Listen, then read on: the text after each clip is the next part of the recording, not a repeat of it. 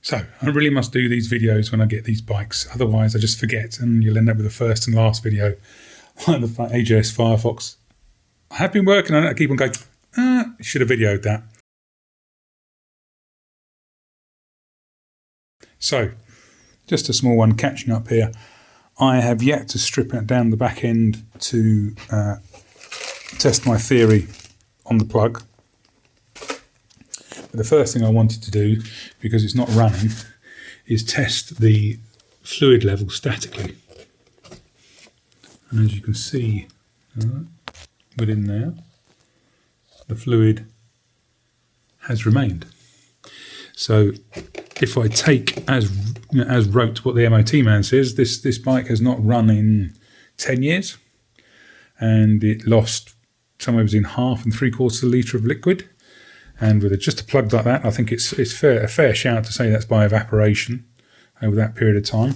Because what I was concerned about was all down here. Is that just corrosion from time?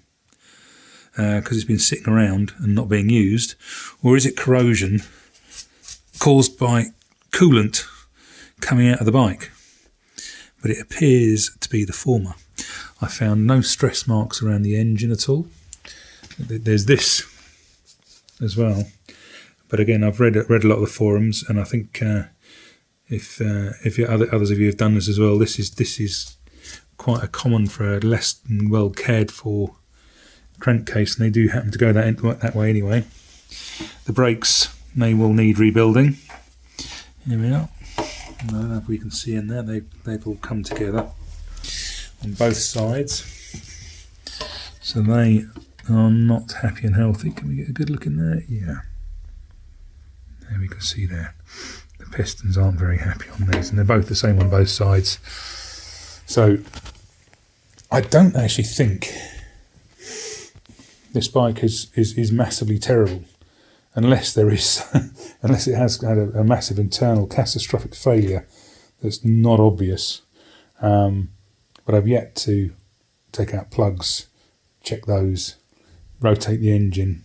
I'm really at the very early stages at the moment, but I think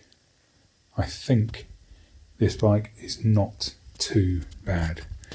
Anyone got any comments there to help me with what to look for? Most appreciated, especially when it goes down to things like what I should expect when I power it up, what things would typically trip me up on this engine when it's been left static for a long time.